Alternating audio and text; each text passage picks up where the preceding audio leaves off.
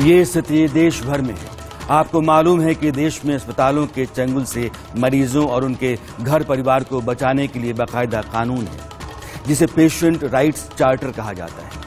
इसके तहत क्या क्या अधिकार हैं, इसको विस्तार से आगे जानेंगे, मगर अभी आपको यह बता दूं कि इस चार्टर के तहत एक अधिकार ये है कि कोई भी अस्पताल बिल नहीं जमा करने या बिल जमा करने में देरी के चलते या फिर बिल को लेकर के विवाद के आधार पर मरीज को डिस्चार्ज करने से या अगर मरीज की मौत हो गई है तो उसके शव को परिवार को सौंपने से नहीं रोक सकता। मगर क्या ऐसा होता है? नहीं होता। 140 करोड़ के इतने बड़े देश में लगभग हर घर परिवार की इस मुसीबत को एक सांसद ने समझा।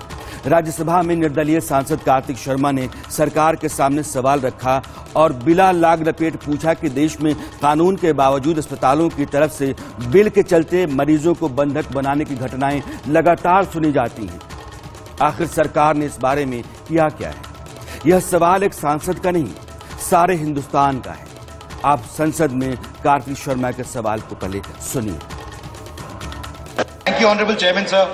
I want to bring to the attention the need to ensure protection of all rights of patients from the arbitrariness of private hospitals. Indian Constitution guarantees fundamental rights to each and every citizen of India. Article 21 of the Constitution of India guarantees a fundamental right to life and personal liberty.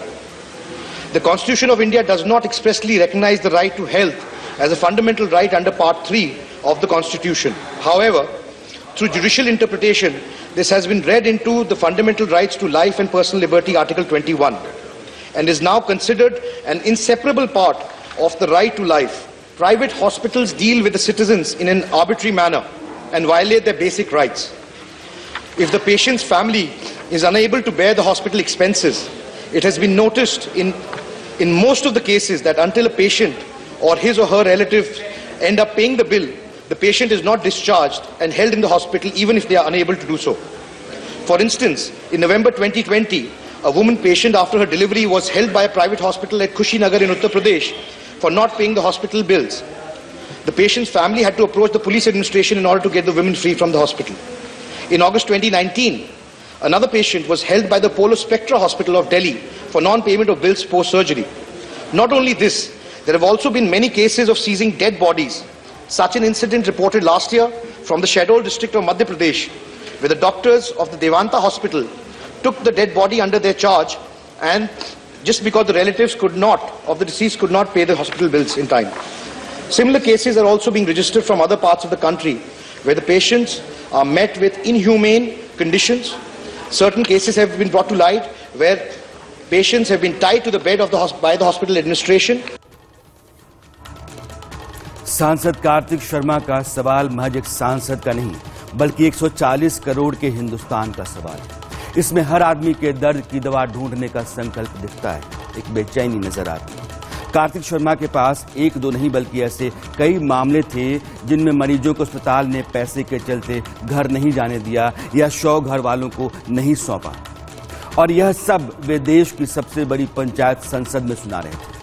अब सुनिए कि सरकार ने कार्तिक शर्मा के सवाल का जवाब क्या दिया।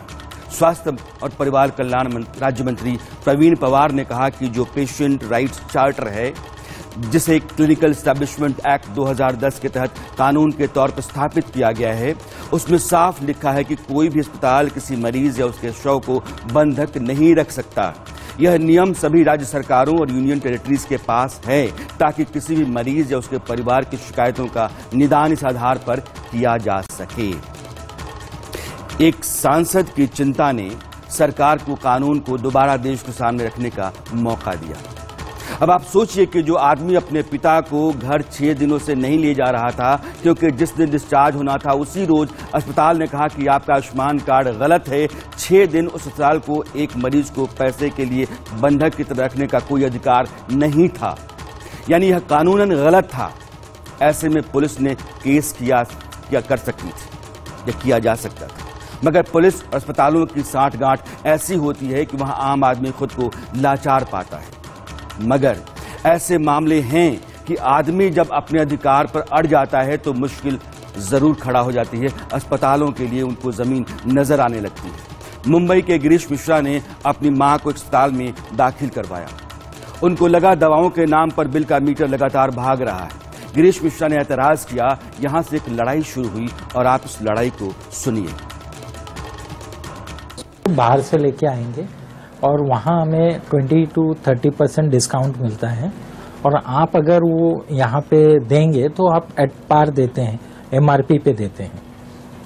तो उन्होंने कहा एक फॉर्म है, वो हम इंस्ट्रक्शन देंगे, वो भर के आपको मिल जाएगा, तो वो जो भी मेडिसिन्स लगेगी हम आपको इन्फॉर्म करेंगे। अभी आप बोल रहे हैं एक हफ्ते के बाद कि आपको इसमें डिस्प्यूट है करके, तो मैंने कहा डिस्प्यूट है, चाहिए तो जिस नर्स से बोला था आप उससे बात कर लीजिए। तो वो नर्स छुट्टी पे बताई गई कि वो छुट्टी पे है करके, तो उससे कोई हम लोग से बातचीत नहीं हुई। डिस्प्यूट खत्म हो जाएगा तो हम आपका पूरा पैसा दे देंगे, लेकिन जब तक डिस्प्यूट खत्म नहीं होगा तब तक हम आगे का जो पेमेंट है वो नहीं देंगे। हमने ऑलमोस्ट 1 लाख रुपया भर दिया था और बाकी का जो पेमेंट वो हमने भरा नहीं था।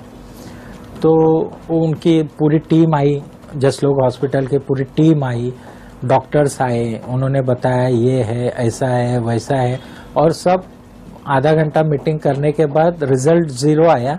बोला नहीं, आपको पूरा पैसा भरना पड़ेगा। तो हमने कहा कि देखो फिर हमें पुलिस को बुलाना पड़ेगा। तो बोले पुलिस तो हमने ऑलरेडी बुलाई है। तो गांव देवी पुलिस वालों को उन्होंने ऑलरेडी बुलाया था। तो पुलिस वाले बोले हमें कि आप पुलिस स्टेशन चलो। तो हमने कहा किस बात के लिए, आपको किसने बुलाया? तो बोले जसलोक हॉस्पिटल ने बुलाया। मैंने कहा किस लिए बुलाया? तो बोले उनके प्रोटेक्शन के लिए बुलाया। तो मैंने कहा उनका प्रोटेक्ट आप करिए ना।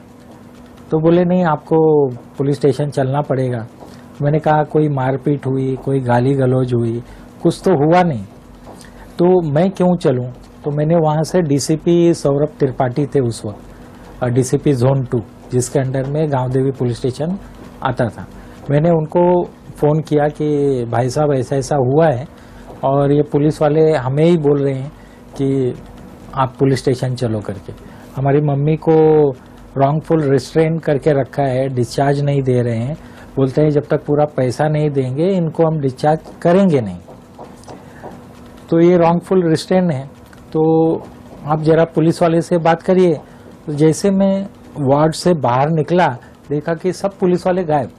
लेकिन जो उनसे कहा गया था कि मेडिसिन का जो भी आप इनको देंगे वो हमें बताना, हम लाके देंगे, वो चीज़ उनके पार्ट से नहीं हुई।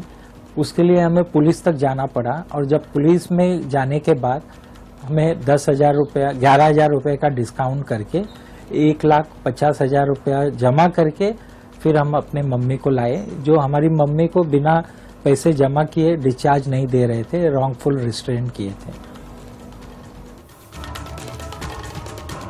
आपने सुना ना, जो लोकल थाने वाले थे वे अस्पताल के लिए गिरीश मिश्रा को धमकाने आ गए, मगर मिश्रा जी डीसीपी को जान रहे थे, इसलिए मामला अस्पताल के लिए असहज हो गया। हाँ, आप गिरीश मिश्रा को इस बात के लिए दाद जरूर देंगे कि वे अपने हक के लिए खड़ा हुए और लड़े।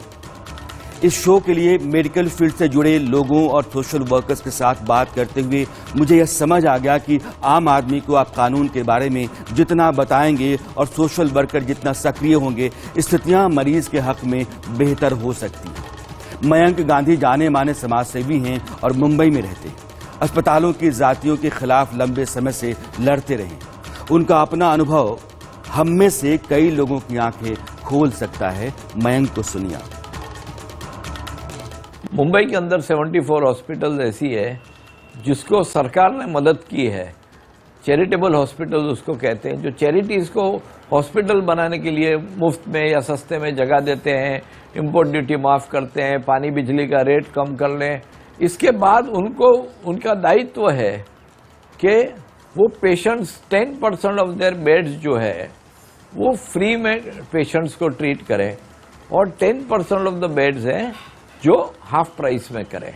इसका क्राइटेरिया ये रखा है कि जिस पेशेंट को फ्री में ट्रीट करना है उसकी income 85,000 rupees, family income 85,000 rupees per year से कम होनी चाहिए, और जिसको 50% पे है वो 85 से 1,35,000।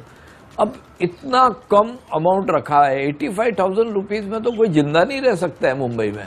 तो ये है कि ये सारी 5 स्टार होटल्स हैं, बाहर 50 वॉचमैन खड़े हुए हैं, इटालियन मार्बल लगा हुआ है, और लोगों को पता नहीं है कि यहाँ पे हमारा फ्री ट्रीटमेंट होता है। तो कोई अवेयरनेस नहीं है, कोई बताने की था। और पेशेंट जब जाता है तो वहाँ का जो सोशल वर्कर होता है हॉस्पिटल का, वो उसको भगा देता है। चीकू वाली बाई थी, वो शाम को 7:30 बजे उनका एडमिट हुआ, बहुत मल्टीपल ऑर्गन फेलियर थे, और दूसरे दिन 5, 5:30 को उनका शरीर ठंडा हो गया।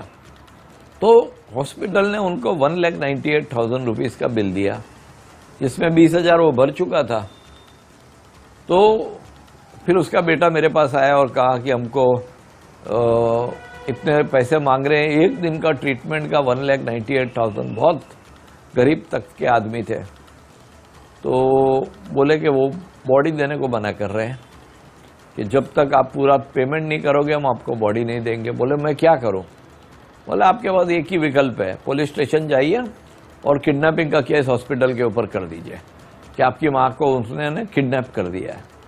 ये जैसे हुआ, तुरंत हॉस्पिटल से फ़ोन आया, पुलिस का फ़ोन आया।